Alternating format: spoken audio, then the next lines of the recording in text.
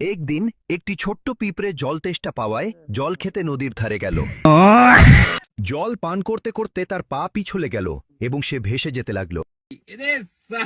সে প্রায় ডুবেই যাচ্ছিল যে কাছের গাছে বসা পায়রাটি এইসব দেখছিল। পায়রাটির পিঁপড়েটির উপর দয়া হলো, সে গাছ থেকে একটি পাতা ছিঁড়ে নদীতে ফেলে দিল।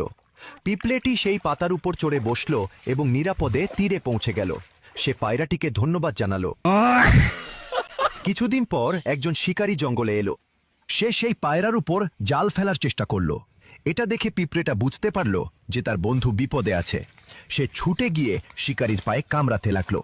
যন্ত্রণায় শিকারী চিৎকার করে উঠল আর তার নিশানা ফসকে গেল। পায়রাটা উড়ে গেল আর বেঁচে গেল। ভালো কাজ কখনো বৃথা যায় না। একটি ভালো কাজ সব সময় ফিরে আসে।